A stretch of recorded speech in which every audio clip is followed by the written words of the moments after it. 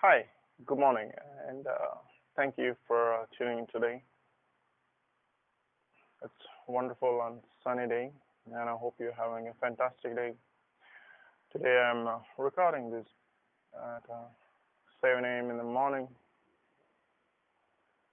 Sun is up, and it's really feeling refreshing, and having a tea. So today I wanted to give you one wonderful, interesting thing, a story of a movie which I watched, Stephen Hawking's Theory of Everything. I'm not here to talk about uh, how he, you know, what are the achievements he had in his field. Everyone knows who Stephen Hawking is. Um, I was very surprised to when I watched Theory of Everything. My focus was on the love story, what they had, which when I finished the movie, it really triggered me like that is pure love. I'm not talking about his work here. I'm talking about his overall life and how his love life unfolded between two people who fell in love at the college days. He had a disease where the doctor says that he can hardly live 2 years at most. Now, Jane and Stephen Hawking were in love on those college days, and Jane decided to marry him, even though he has 2 years to live. That is one aspect of it. And his father, Stephen Hawking's father, spoke to her, and he tells it's going to be hard, and then she accepts the hard, and she said they're going to fight it together. Now imagine what doctors face about 2 years of life. Yes, of course, his health physically get deteriorates over a period of time. Don't forget the major achievements came during the later years than the college days of Stephen Hawking. Now, my major focus once again was a love story. How a lady and a man who managed next 30 years of living together, having 3 kids, when the doctor said it's only 2 years to live. The commitment the Jane had, also Stephen Hawking. I mean, Stephen Hawking was actually also strong enough, though he was emotionally feeling that he's not supporting his body, and it's really touched my heart when I looked at it. And then she goes through a lot of pain. It's not easy when everything is fine and people can think of normal life, whereas she has to manage pretty much physically handicapped, other than the one which is the brain is the only one which is not affected by this disease. She manages to, and they both manage for 30 years, next 30 years before they get separated. And that too, again, Stephen Hawking agrees to take someone else's help because he was denying to take someone else's help, and then they find someone called Jonathan, and eventually Jonathan becomes the later part of life for Jane, which was pretty much accepted by the Stephen Hawking.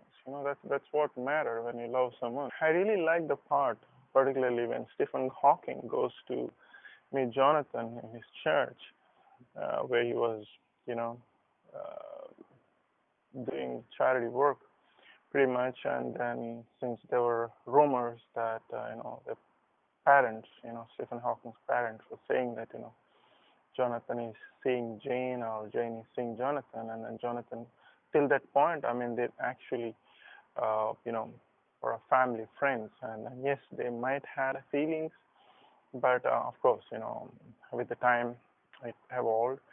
But I think that takes a lot of courage, and I really like that part where he goes and they both have a beer, and he brings back home to support, and then eventually the later stages, of course, when they both see, and particularly Stephen Hawking sees that he has less time to live or his health is more deteriorating, and you know, uh, pretty much their marriage ends after 3 decades, and of course after a couple of years, I think pretty much she had about 7 years. And when I look at the biography, and then Jonathan and Jen get married, so on and so forth. But you see, um, the major, as I had mentioned earlier, the major work came of Stephen Hawking during the lifetime, during the difficulties, during while he was in a wheelchair, you know, and well recognized work. And then the wonderful book also came, which sold 10 million copies, where he was technically was unable to write, and then his body was not supporting, only the thoughts were working, and that's where he gave the last book. I didn't read that book yet, but I'm definitely going to read by looking at the story. So overall, even though he had a great achievements, uh, a great mind, uh, after everyone recognized after Albert Einstein, the important thing which I paid attention for the love story, and it really connected me very well.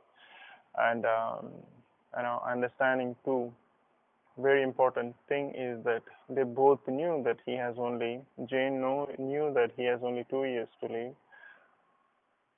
and Stephen Hawking as well. But even though he was denying not to get married, but Jane insists that they wanted to get married and start living. And well, they have wonderful 30 years. I wouldn't say wonderful because I'm sure.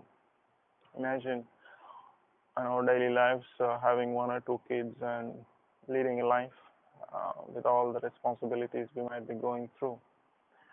But they had 3 kids, and pretty much he is completely physically handicapped. So technically, Jane was having 4 kids and managing everything. And I'm sure there must have been up and down, which you might not see. I might not see in the short movies or even in their autobiographies. But the commitment they both had and loving each other, caring for each other, is something that we really need to take. If you haven't watched this movie, I suggest you to go and watch this movie and to learn. There are many times in our relationships people look on the small petty things and complain each other rather than looking at the bigger picture and why they started even in the first place. There are times we say, okay, I had love and I don't love you anymore. That's really not true. We don't love each other because of the physical appearances. Physical appearances will go away. The more you get into the person, the more core of your love itself, that which is purifies the heart, which is the very nature of the heart, and then all the flaws will go away. Yes, it is difficult, it is challenging, but then that's what it makes all the difference. And these kind of movies can make you definitely give you a great awareness if you're really having a difficult situations in your relationships. I really suggest you to go and watch it. It tells you the Stephen Hawking work and what he did, how he did, etc. Along with that, you can learn a life lesson. That is one part of staying together for 30 years. And then he voluntarily feels himself that before he leaves this place, and he wanted her to be happy with whoever he liked. Eventually, in a later stages, after 30 years, she develops her feelings for Jonathan, and then even Jonathan was a divorced, and they make up as a to take their family with the kids to the next level. And Stephen Hawking gets that also second marriage, not because I'm sure that marriage, but probably he wanted to give a break too, because as long as he's not taking that step, probably Jane wouldn't take a call of marrying Jonathan. So he moves to USA and he writes a book, and he meets a wonderful lady who supports him and takes care of him, and until he passes away. Now that's a wonderful story. And when you look at it, out of this video, I wanted to take, if you have a difficult situations in a love and relationship, it's wonderful to watch this movie and pick the good things. It's not about the physical appearances. It's not about the flaws we see the person. Knowing each other have a flaws and it's still working out together is what makes you all the difference.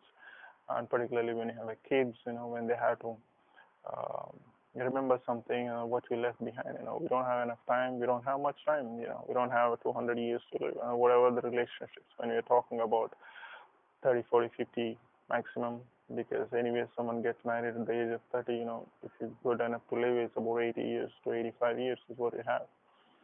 If you cannot have patience and irrespective of how the life goes off, which we cannot predict, and giving yourself purity, love, taking care of the person, not because of their physical appearances, but just because you genuinely love them.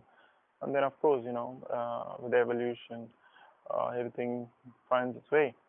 And more importantly, whatever the excuses we have, he wrote a book when he was pretty much cannot move everything, physically not supportive, cannot write. Still, he writes, be able to deliver a book, of course, I'm sure, with his support. But what excuses do we have?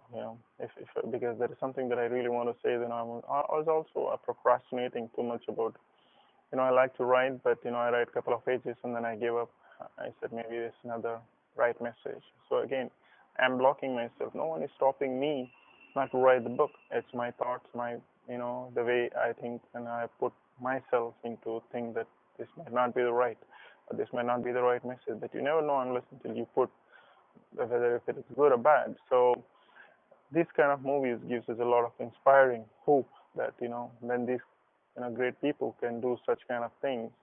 I mean, when you're physically active and you have everything going well, I'm sure that we all can do something and leave a legacy, leave a mark, and still learn from able to learn and then keep moving it. So I hope that helps for you if you have issues with the relationships, and also if you are procrastinating too much not to take action in whatever things that you love doing it. And I'm sure if you watch that movie, you're going to get goosebumps. And in these two aspects, of course, other than the work Stephen Hawking has himself, is wonderful. And I talk to you soon with a wonderful message, which inspires me sometimes to share my message for you to do better in what you do. Stay well, stay blessed. It's a wonderful sunny day, and it's imagine it's a 7 o'clock, and then it's so clear, and it feels so good. Sometimes I come in the morning and just have a cup of coffee and take the sunshine before I start getting to do what I love doing. Stay well, stay blessed, and I hope that helps for you to do better. Bye bye. Thanks for watching.